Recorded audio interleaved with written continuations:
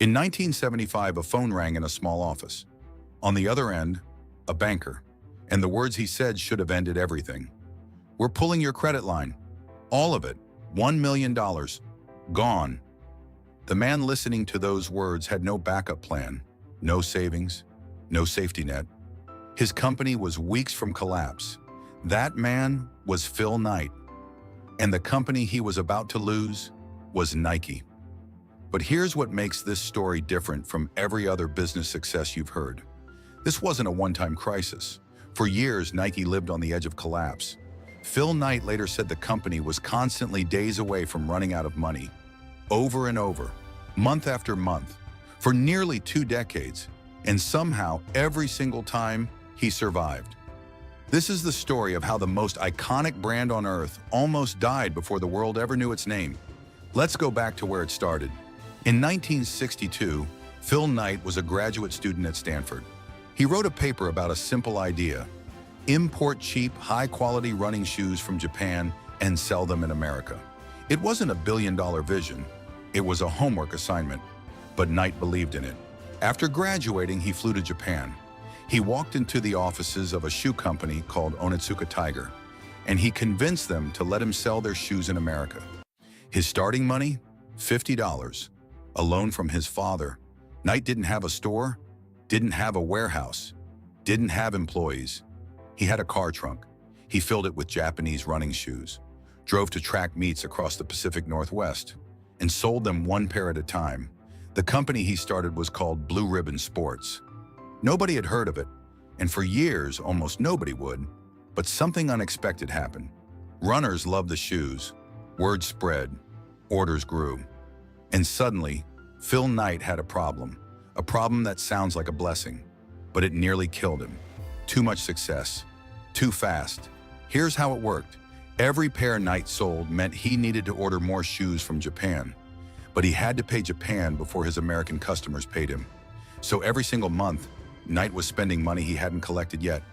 He called this living on the float. He would max out his bank's $1 million credit line, pay the Japanese supplier at the very last second, then immediately order twice as many shoes because demand was exploding. More sales meant more debt. More growth meant more risk. The more popular his brand became, the closer he got to collapse. Phil Knight was living proof of a cruel truth in business. You can go bankrupt while your product is the most popular thing on the shelf. And his bank, they were getting nervous. Every month, Knight pushed the credit line to its absolute limit. Every month, the bankers warned him to slow down, build some savings, stop taking so many risks.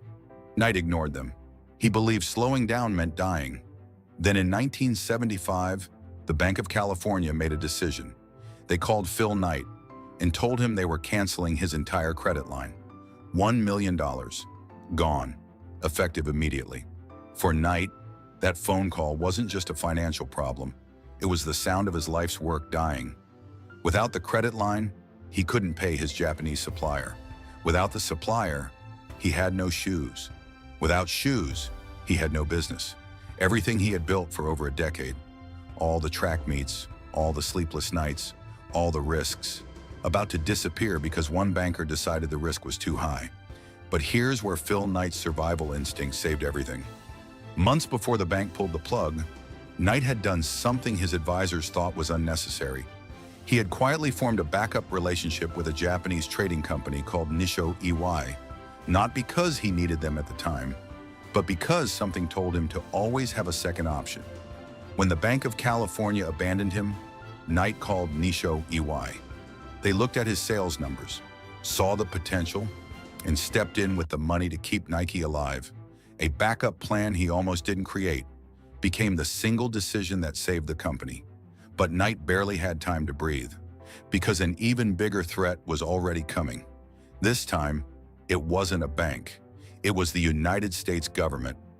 U.S. Customs claimed Nike had been underpaying import duties on its shoes and demanded millions in back payments.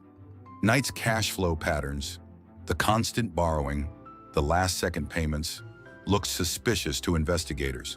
They thought it might be fraud. They froze his accounts. They then hit Knight with a devastating demand: $25 million in retroactive import fees. More money than the entire company was worth. Imagine surviving a bank betrayal, barely catching your breath, and then the federal government freezes your accounts and demands $25 million you don't have. Knight mortgaged his own house, put his family's home on the line, just to keep fighting. The battle lasted 3 years. During that time, Knight came up with a desperate strategy. He created a fake discount brand called One Line. It sold shoes just above manufacturing costs to discount stores. The purpose wasn't profit.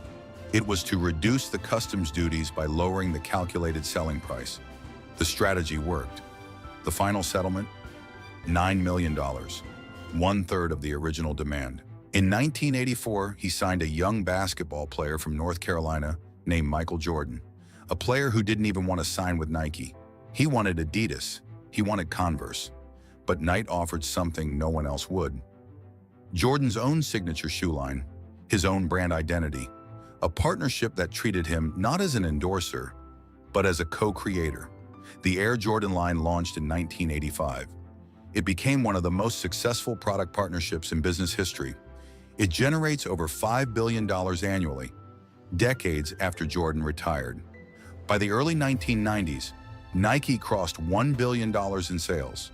The struggling shoe importer had become a global empire. But the survival years never left Phil Knight.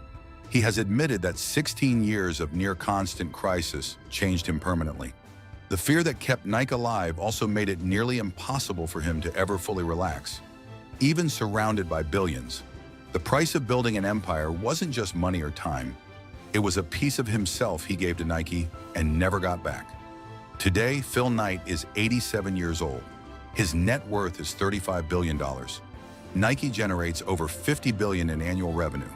And the man who once couldn't pay a $1 million credit line now writes checks in the billions.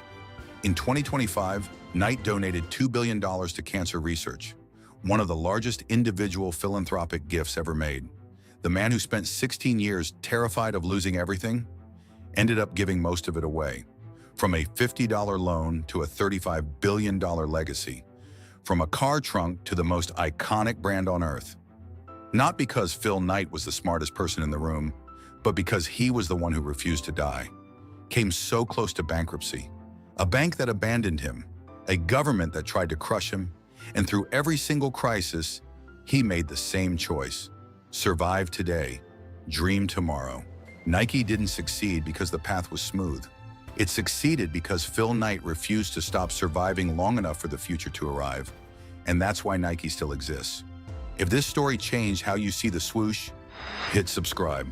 We tell the real survival stories behind the world's biggest brands. Which moment hit you hardest? Drop your answer in the comments. See you in the next one.